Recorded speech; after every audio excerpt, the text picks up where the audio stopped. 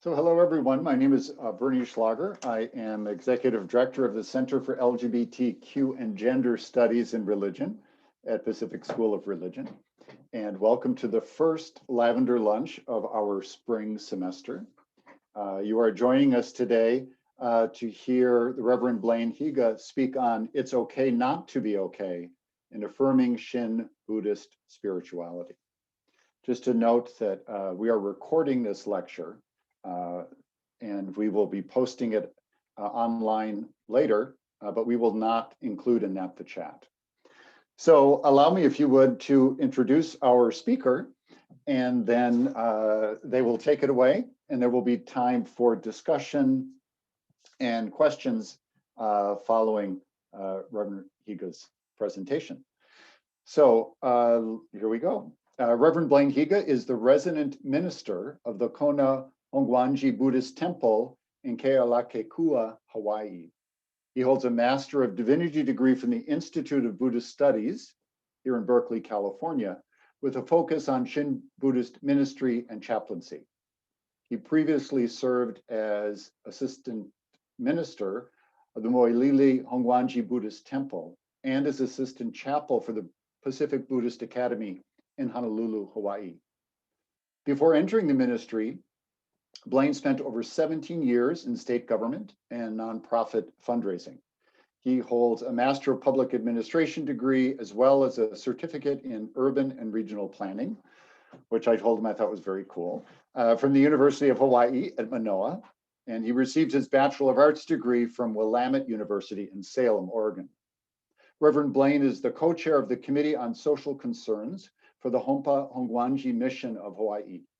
He also serves on the board of the American Civil Liberties Union of Hawaii and Vibrant Hawaii. He is the past president of the Mo'ilili Hongwanji Board of Directors and former first vice president of the Kona Hongwanji Mission of Hawaii. Reverend Blayne received Tokudo ordination in 2012 and Kyoshi certification in 2018 from the Jodo Shinshu Hongwanji Ha in Kyoto, Japan. So without any further ado, I welcome Reverend Blayne Higa. Thank you very much, Bernie. Aloha, everybody. Thank you very much for joining this Lavender Lunch and for being here. It's nice to be here with you.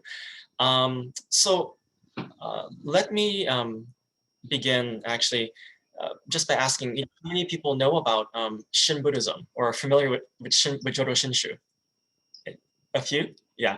So I'll begin my presentation actually just with a short primer on Jodo Shinshu in general, and just some of our basic foundational principles, just so you have a framework and a context to understand, our spirituality and how that influences my work and my life. And so let me begin by sharing my screen with all of you.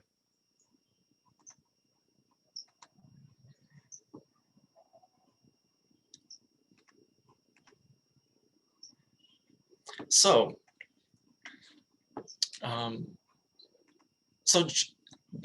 first and foremost, the essentials of Jodo Shinshu. So our teaching is called Jodo Shinshu, which is the true essence of Pure Land Buddhist teaching. Jodo is Pure Land and Shinshu, true teaching. Our founder was the monk Shinran Shonin, who lived in 12th century Japan. And so the name of our school is the Jodo Shinshu Hongwanji Ha, which is based in Kyoto, Japan. And our head temple is also in Kyoto. And our object of reverence is Amida Buddha, or Namo Amida Butsu. Amida Buddha being the Buddha of infinite light and life, one of the many cosmic Buddhas in Buddhism.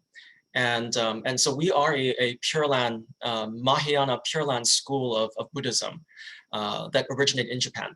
And so our primary scriptures, since there are thousands of scriptures, and sutras in the Buddhist canon, we revere the 3 Pure Land sutras, or as primary to our school. And so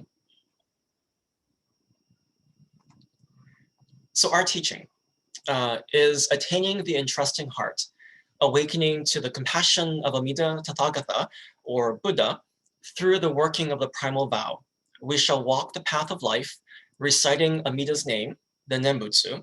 At the end of life, we will be born in the Pure Land and attain Buddhahood, returning at once to this delusional world to guide people to awakening. And so our way of life, so guided by the teaching of Shinran Shonin, we shall listen to the compassionate calling of the Tathagata and recite the Nembutsu, while always reflecting on ourselves amidst our feelings of regret and joy. We shall live expressing our gratitude without depending on petitionary prayer or superstition. And our purpose, the Hongwanji School, is a community of people joined together, revering the teaching of Shinran Shonin and saying the Nembutsu. We seek to share with others the wisdom and compassion of Amida Tathagata. By doing so, we shall work toward the realization of a society in which everyone is able to live a life of spiritual fulfillment. And so you'll notice our school is called the Hongwanji, and Hongwanji is the name of the temple. And so Hongan in Japanese means primal vow or original vow, and Ji is the Japanese word for temple. So that's the name of our school and our temple. So our object of reverence, like I mentioned, is Amida Buddha, which is a combination of Amitabha, which means boundless light, or infinite wisdom and compassion, or wisdom and understanding, and Amitayus, which is boundless life, or infinite compassion or caring. And Amida, in our tradition, is a symbol or an expression of oneness, which is formless and timeless reality. And our founder Shinran explains that the oneness, out of deep compassion, took the form as a bodhisattva, who eventually became the Buddha, Amida Buddha, to establish the Pure Land and to lead beings to Buddhahood. And so that's how we understand and encounter, right, the divine or the holy within our tradition. So the name, right? So as you saw on the previous slide, Amida Buddha can be depicted often as a pictorial scroll or a statue, but also Amida can also be portrayed as the name, the Nembutsu. So this picture is of the myogo, or the name of Namo Amida Butsu, which is also an object of reverence in our tradition. So, which means I entrust in the Buddha of all-inclusive wisdom and all-embracing compassion. And so Nembutsu in Japanese means nen, or nem, to think on or to remember, and butsu, Buddha. So to remember Buddha or to think on Buddha. So, and the ultimate religious experience within Jodo Shinshu, or Shin Buddhism, is this concept called Shinjin, which is called true entrusting, or the entrusting heart. So you have two characters, Chinese characters, Shin, which means to entrust or trust or confidence, and Jin, and the character for heart or mind, heart and mind. And so Shinjin is the entrusting that is awakened within each person through the working of the primal vow. Shinjin refers to Amida's compassion when it becomes apparent to the person thus liberated and awakened. And Shinjin is the true cause. Therefore, we recite the name of Amida Buddha in gratitude for receiving compassion, for receiving wisdom in our life and the work of Shinjin is a very elusive term in our tradition. It's a very complex experience, a complex term, right? To talk about it, right? And jokingly, right? Remember the movie Fight Club? And the first rule of Fight Club, you don't talk about Fight Club, right? And so Shinjin sometimes is kind of like that. We don't really talk about it, but it's so central to our religious experience. because it is the realization of the working of the Buddha in our lives, right? That awakening to the inconceivable working of liberation for us. So the topic of my talk today, right, is it's okay not to be okay, right? So in Shin Buddhism, this idea of saying I'm not okay has great power, has great deep significance to how we understand our relationship to the divine and to this religious path that we live. And so the phrase or the name Namo Amida Butsu is this expression of the union of myself and timeless reality. So Namo Amida Butsu, right? So Namo means to entrust, or to say I give up. And what do I give up to, or what do I entrust in, is Amida Butsu, which is timeless reality, right? Or a power that is beyond my limited self. And so we can understand my own life, and the life that sustains me becomes one in the voicing of Namo Amida Butsu. And so Jodo Shinshu itself is a non-meditative path. We don't do formal meditation in our tradition. Our practice, right, is this saying of the Buddha's name.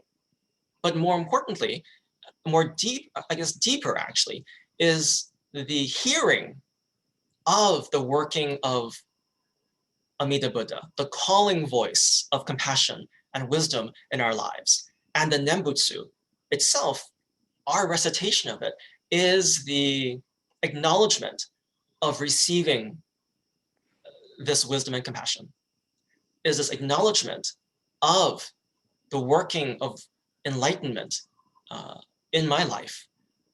And so Shinran Shonin, as you see here, is the 12th century founder of our school. And for Shinran,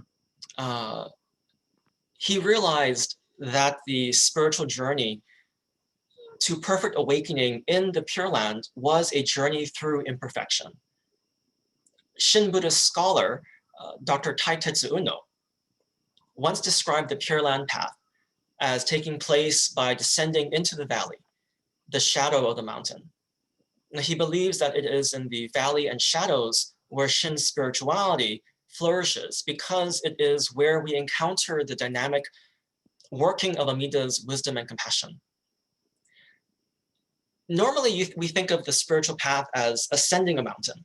And in traditional Buddhism, you do practices and you eventually reach the pinnacle, the top of the mountain, right? You reach some level of awakening or enlightenment. But in Shin Buddhism, we actually go down into the valley because Shinran himself realized that for him, it wasn't about reaching the top of the mountain, right? That it was about living this ordinary life filled with all the passions, all the delusions, and it is because of that we are embraced by the working of great wisdom and compassion. And so this metaphor of going into the shadows, right into the valley, illustrates Shinran's fundamental spiritual insight of imperfection and radical acceptance, which leads to a life of transformation, of healing, and of compassionate action. Shinran's spiritual path was one of critical self-reflection about his own limitations as a human being, by awakening to the activity of perfect wisdom and compassion in his life. Now, while Shin Buddhism is not a meditative path, that does not mean we don't live a meditative life, right? A life of self-reflection, a life of deep introspection. And that's what Shinran believed that our path in ordinary life is a path of everyday awakening, of everyday illumination to ourselves and to the working of the Buddha in our lives. Professor Mark Uno describes Shinran's spiritual awakening as, at its deepest level, he saw himself as the recipient of the gift of Dharma rather than its dispenser. His true Buddhist identity came effectively into relief only in the solitary light of his own self-awareness. The truth of the self can only be seen when one is alone with the universe. And so a primary concept, right, in this awakening to the working of the Buddha in Shin Buddhism is this concept of deep mind, which is an aspect of Shinjin, or true entrusting. Deep mind is the deeply entrusting mind, and there are two aspects. One is to believe deeply and decidedly that you are a foolish being of karmic evil, caught in birth and death, ever sinking and ever wandering in transmigration from innumerable kalpas in the past, with never a condition that would lead to emancipation. And the second is to believe, and decidedly, that Amida Buddha's 48 vows grasps sentient beings, and that allowing yourself to be carried by the power of the vow without any doubt or apprehension, you will attain birth. Right, so there's this twofold realization. One, of my own limitations, but because I'm limited and unable to achieve enlightenment on my own power, through my own ego self, that there is this timeless working of enlightenment coming to me, working for my liberation, and revealing to me this dual aspects, right? This paradox of my life.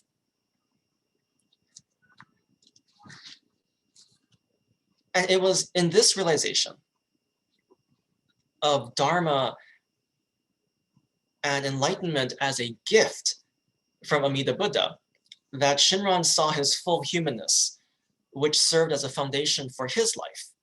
In a similar fashion, we can own our brokenness and transform our imperfections into a source of compassion. The Shin Buddhist path views the shadow of our imperfections as the reason for a life of awakening.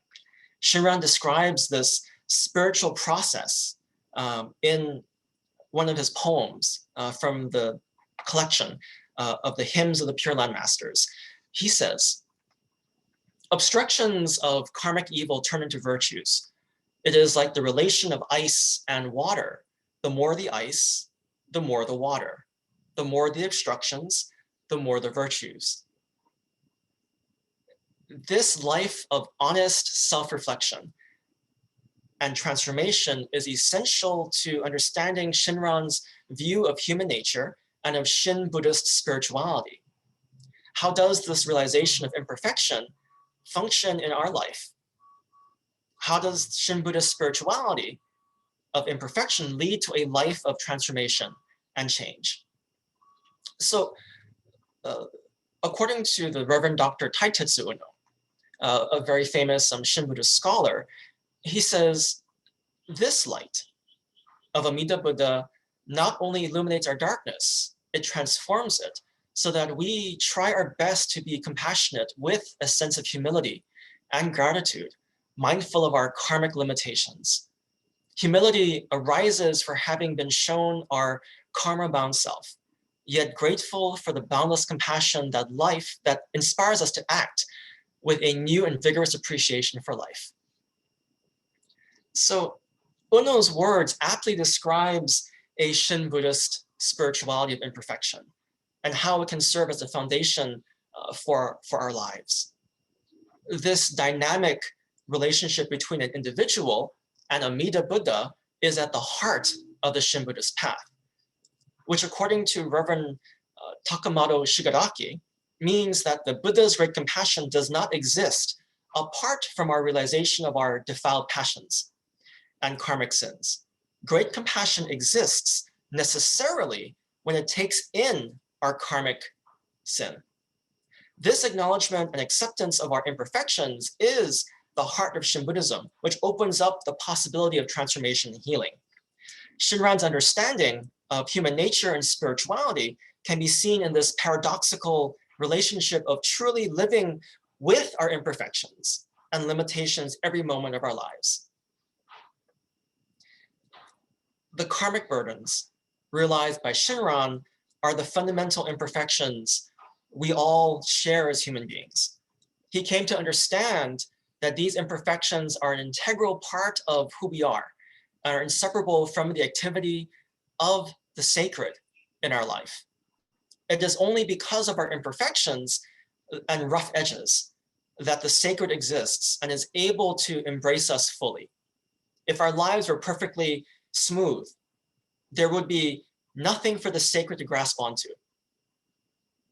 It was only when Shinran embraced uncertainty, realized his lack of control, and accepted his helplessness, that his imperfections were transformed into the cause of spiritual awakening. It was only because Shinran had rough edges that Amida Buddha was able to grasp him. And it was only because of the gaping holes in his life that the Dharma, the teachings, had some place to fill. This radical acceptance of our imperfect selves is the essence of the Pure Land path. And so my life as a Nembutsu follower is about living in the embrace of universal compassion. My path is not rooted in perfection, but rather in the transformative power of fully accepting my limitations, embraced by Amida's compassion. The central life-giving question of Shin Buddhism focuses on becoming aware of the gifts we receive because we are imperfect. This is to hear, to reflect, and to respond to the call of compassion, which is always trying to expand our limited awareness. This is living in gratitude for the Buddha's vow. According to the Reverend Dr. Seigen Yamaoka, in Buddhism, gratitude is much deeper. The meaning is one of receiving sustenance, challenges, and meaning for everything in the universe. It is the realization that though through the interrelationships of all things, we are able to live and grow. This spiritual awareness is what transforms and heals. We become more whole by embracing our suffering as a natural and essential part of our being human. By understanding and caring for my own suffering, I can become a facilitator of healing for others. In this way, my limitations are transformed into strengths, which sustain my ministry and help me hear the call of Amida within the stories and in the lives of those individuals I serve.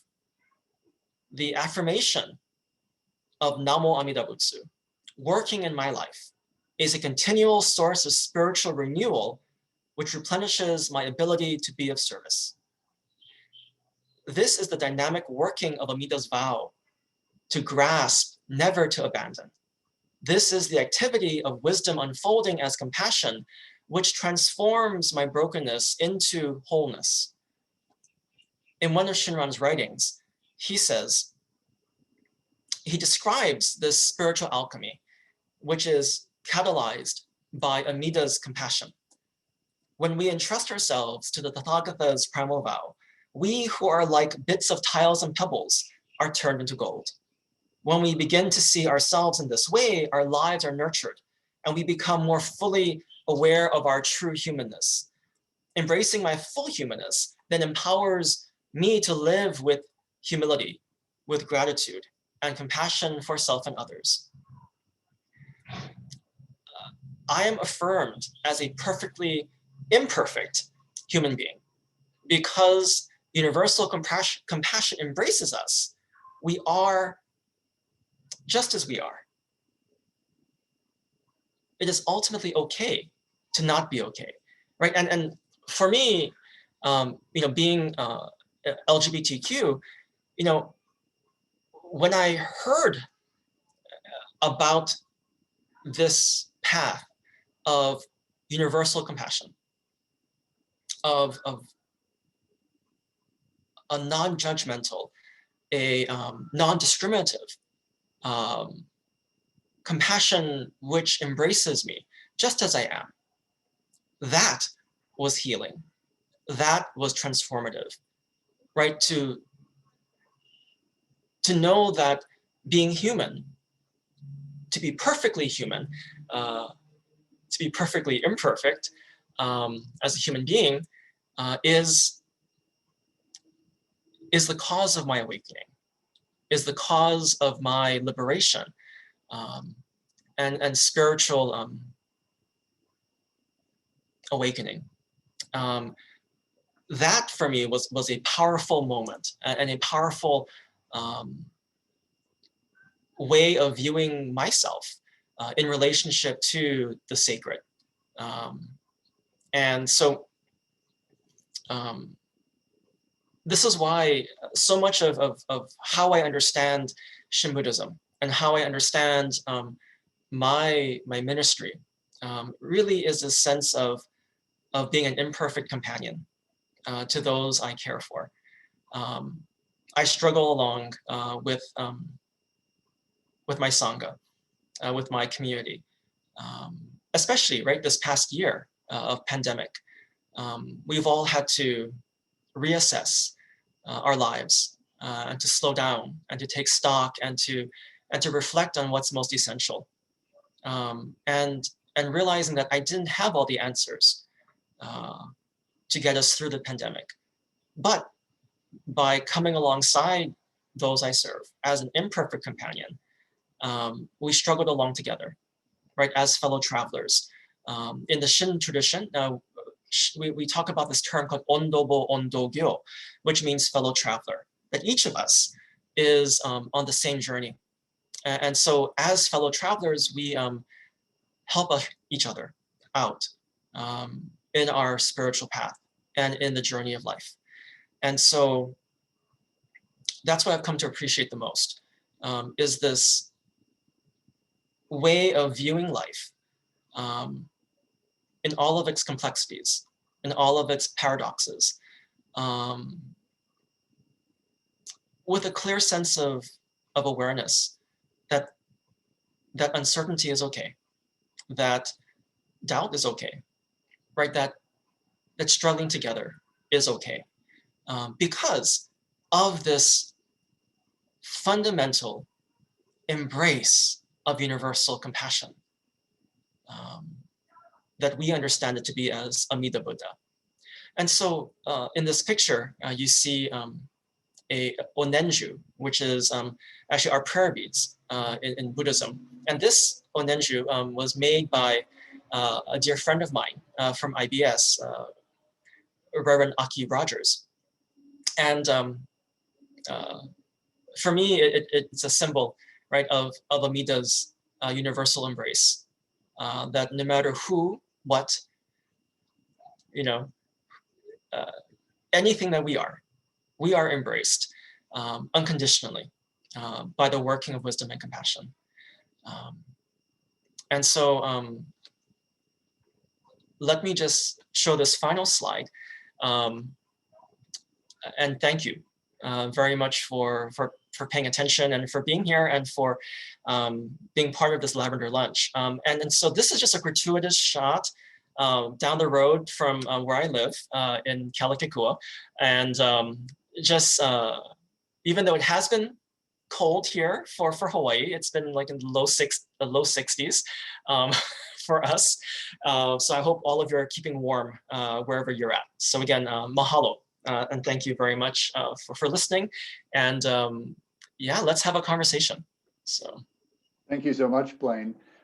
Yes, everyone, we're a smallish group of about 20. So if you have a comment or question for Blayne, please unmute yourself. I would also invite you to turn on your video if that's comfortable while you're asking your question, but the floor is open.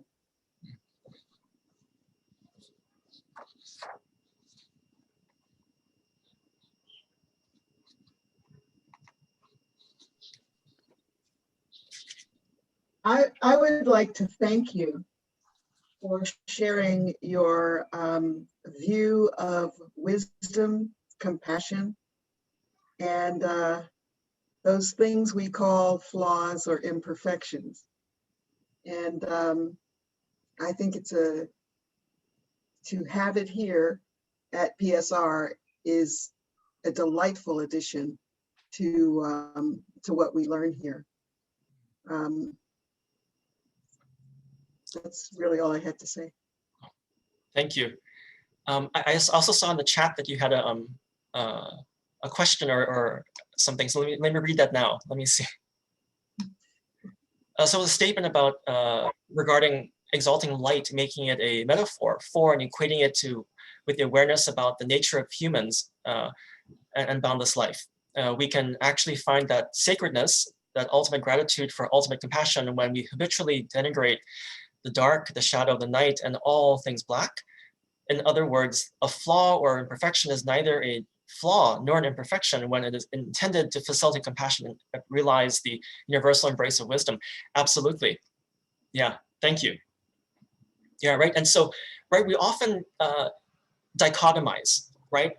Good and bad, light and dark, right? But humans, right, as we know, we all know, regardless of what tradition we come from, are both light and dark, right? We are just human beings that struggle along, right? And so what I appreciate in Shin Buddhism is that once we acknowledge the shadow, once we acknowledge all of our stuff, right, all of our baggage, you know, that, and we own it, that becomes the nourishment for us to be able to awaken, right? So in Buddhism, we have the symbol of the lotus, right? I think you're all familiar with that, right? That and the lotus doesn't grow in clear water. It cannot grow in clear water. A lotus always rises from muddy water because the mud, right, is the nutrients that the lotus needs to grow and to bloom beautifully above the mud, above the water, right? And so we can think of our lives like that, right? And think of all the things we go through, right? As that nourishment for us to be able to bloom beautifully, right? And to attain some level of awareness or awakening, so.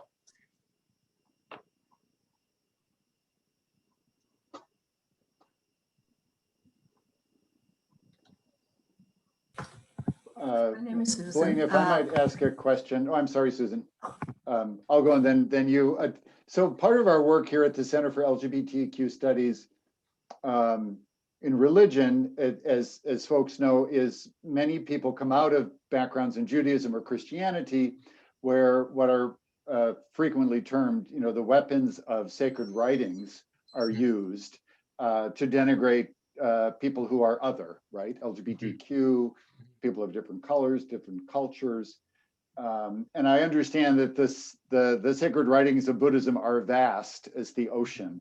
But a question of curiosity, in your experience, is there a tendency among some to use sacred writings from Buddhist traditions to argue against an embrace of a diversity of gender identities or sexuality? Just a Sure. question of curiosity. Yeah, sure, absolutely. I think, you know, with every tradition, right? When people go to text, sometimes I think text can be used in multiple ways, right? And so people look for things that support or refute what they are trying to put forward. And so you know, and because, you know, Buddhist scriptures are so vast and so diverse that, you know, you'll find, I mean, certain passages or certain things which, you know, may, you know, have be taken in a way that would denigrate or would discriminate against people who are different. However, like, you know, even our own scriptures and the Pure Land scriptures, you know, we there's a passage in the Amida Sutra, the smaller sutra,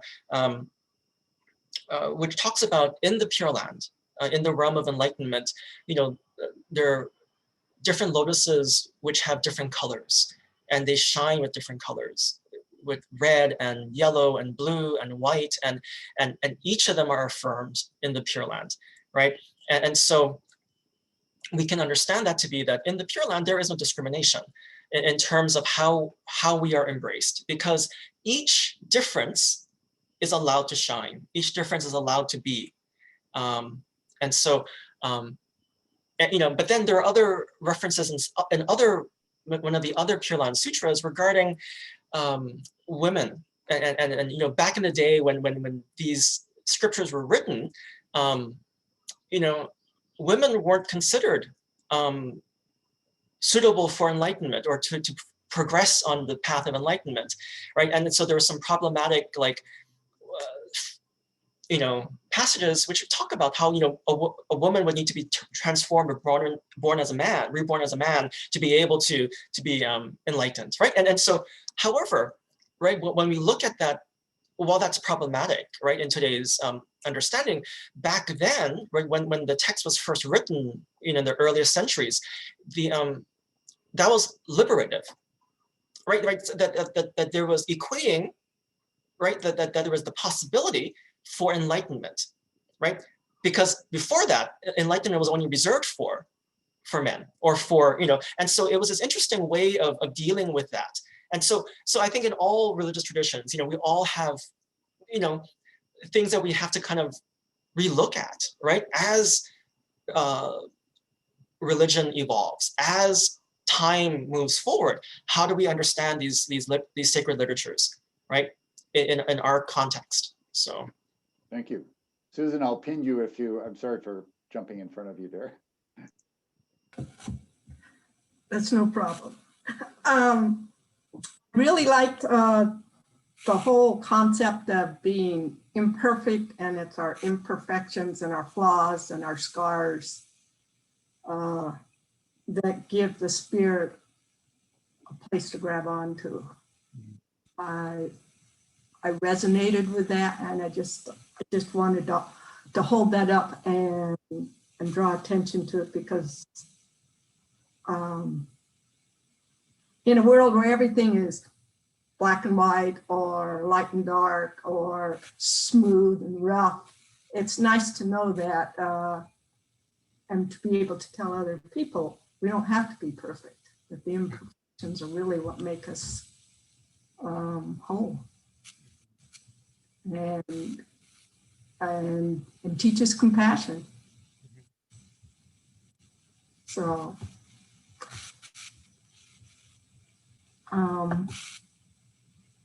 yeah, that's good. We'll leave it at that. I don't want to get too deep. It's too early today for me. Right, and for me, that's why I appreciate this path and Shinran as a religious thinker, was that he was so honest about himself. You know, in his life story, right? He, you know, was ordained at the age of 9, right? And then for 20 years he was a monk, you know, up on a mountain, right? And after 20 years of study and intense practice of doing meditation and all these austere practices, he was no closer to reaching enlightenment than when he started, right? And because what he realized was he was a failure, a complete and utter failure in his spiritual quest. And so when he was awakened to the working of wisdom and compassion, right? That enlightenment, right? We think of enlightenment as a singular experience often, right? That this is something we achieve. For him, enlightenment was something that was coming to him, right? It was always approaching him, always embracing him, right? And so helping him to realize and to awaken to his own self, his true self, right? And so I appreciate the brutal honesty of Shinran, and as a model for our own journey and of having a certain sense of humility, you know, and being more self-aware of my limitations, right? As a human being, as a minister, as a spiritual caregiver, as, you know, a partner, as a friend, as a, you know, like all these things in our lives, right? helps me to reflect on that understanding of self, right? That my ego was always so great. Our ego, that's, in Buddhism, ego, right? The ego self is the cause of our own suffering, right? That's the cause of our problems, right? And so Shinran had turned that around, right? That to help us realize that we can own our ego. We can own this, but only when we acknowledge it and own it, right? Then we have power over it, right? Because it is part of us. So. Any other comments or questions? Just please unmute yourself.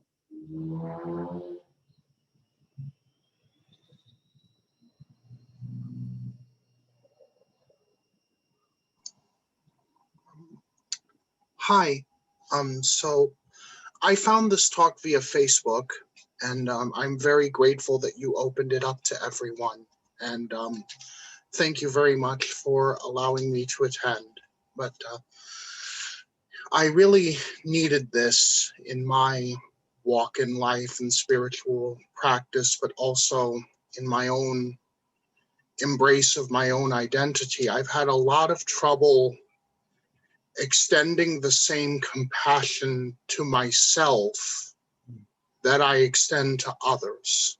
So like I would very much never say the sorts of things I say or challenge myself on my own identity, or I mean would very much not challenge others on my own identity as much as I challenge myself. And I really appreciate this affirmation that it was okay not to be okay, and that I don't have to conform to everything that a label dictates in order to embrace and accept myself in that label. And I really want to thank you. This was something I really needed to hear. Thank you. Thank you. Thank you for your comment.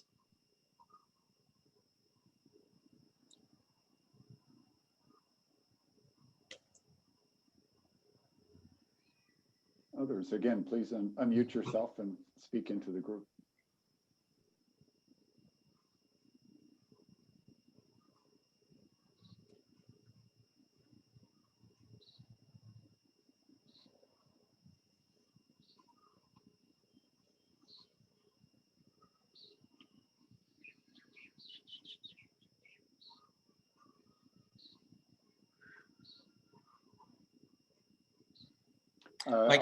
I'll have us take a second question. Is there someone else, or? Sorry, interrupted you, Blayne. I had a question from a perspective of ordained ministry. And I know that you're a graduate, obviously, of IBS and GTU. Being within a context, an interreligious context, studying with students who are certainly Buddhist, Jewish, Muslim, Christian. Could you say something about what that experience was or has been like to study for Buddhist ministry within this interreligious context? I value my time at IBS and GTU very much because of the interreligious learning, and being able to interact and to learn from people of all walks of life, because that for me deepened my own understanding of my tradition, right? When you're having to have a deep conversation of what you believe and what your philosophy and what your theology is, right? I think that helps to clarify for ourselves, what we understand. And so it was wonderful to have, Buddhists from all walks of life, right, at IBS, right? So it wasn't just Jodo Shinshu priests or people, believers. It was also Soto Zen, it was Theravada, it was all the spectrum. And Nichiren, I know Molly is on the call, and so and in some of my classes, having students from other schools, like from PSR, like Dave on the call here, another person from JST and from other schools, right? To be able to, right, discuss right? Shinran's thoughts, right? Because, so part of our traditional learning, right, is we look at the writings of our founder, right? And so in some of those classes, I had a Catholic priest who was from Korea, and that the richness, right, of being able to understand Shinran's thought from his perspective, right, and to be able to have that dialogue was amazing, was enriching, right, spiritually, and just personally and professionally. And so, I really had gained a lot from my time at IBS and GTU, right? Especially because of, being able to take classes from other schools as well, and to be able to be in dialogue, in respectful dialogue with others. So. Thank you. And we have time for one more comment or question from anyone.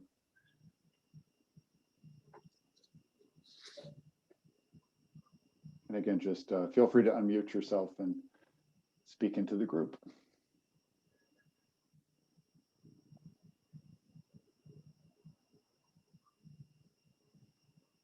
Maybe I just mentioned, I know most of you probably haven't heard of Shin Buddhism before this, right, or really unaware, but Shin Buddhism has been in America or in the West since the 1800s. So our mission here in Hawaii was founded in 1889, and came with the earliest Japanese immigrants to the territory of Hawaii, to the Kingdom of Hawaii, and then to the territory, and then to the state of Hawaii. But then several years later, Japanese immigrants came to the mainland US. And so our sister organization is the Buddhist Churches of America, headquartered in San Francisco. And so, so Shin Buddhism has been here for over 130 years in America. So. Can I ask a question before we end?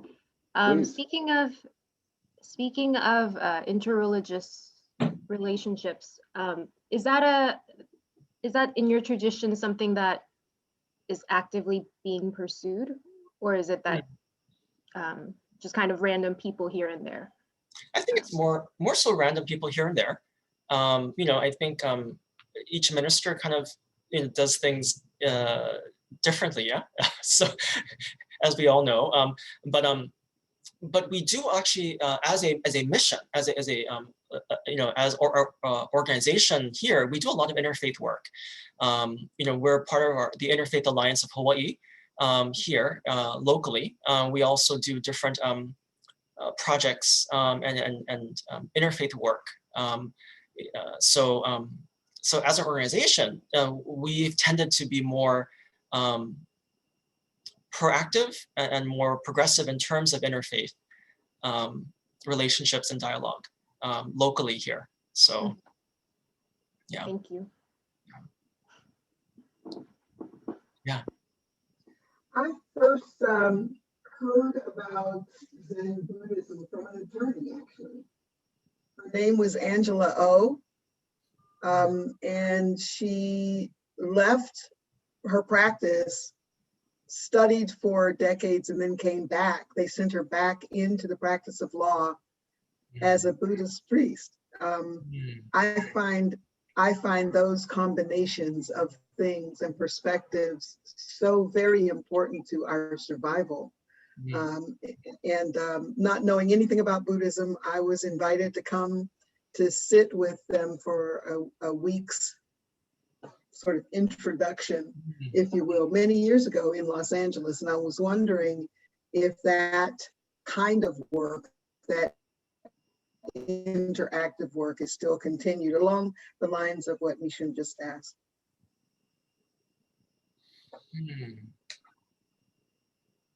Cross-pollinating professions is what I'm talking about, not just religions and perspectives, because law and love kind of mixed together. Right. So it's interesting, right? So the Buddha himself, Shakyamuni Buddha, as before he was born, was either destined to be a great religious leader or a great king. right? So and so he chose the path of the religious path. And so I look at the religious life and this profession as kind of two sides of the same coin sometimes, right? Of those aspects, right? And so I think you know, on a practical level, I think it's better to come to religion or to religious life with some life experience, right? To have a background or have some struggle and journey, right? Of real life, you know, to be able to reflect on, right? And to apply the teachings, right? To that experience, because I think it makes us a more well-rounded minister and caregiver, to be able to, because it's not, right, because what, you know, working at a temple and you know, it's not just about doctrine and religion and philosophy and, you know, all these things, right? It's about the day-to-day of, you know, balancing your budget, you know, of meeting with your board and you know, and those relationships. It's all these things. You know, how do you know, we operate a preschool here as well, right? So this past year, working with the, you know, through the pandemic, how do we keep the, you know, reopen our school? How do we, you know, meet safely as a sangha, right? You know, all these things, right? You know, I think all those things help us to be better, and to better care for community, for sangha. So.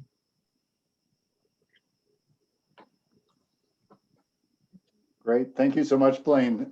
If I wanted to make mention that our Boswell lecture this year will be Lama Rod Owens, who will be speaking on love and rage, the path to liberation. So please go to our website, and that will be in April. We have a full schedule of events, including, if you can see my screen there, our next Lavender Lunch is in 2 weeks.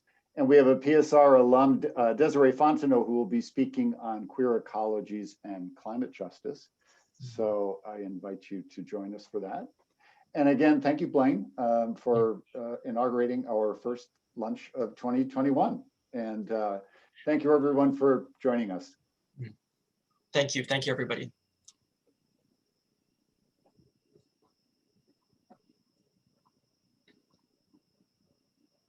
And nice to see you, Molly.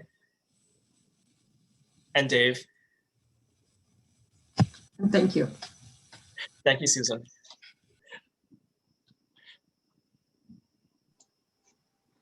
Thank you.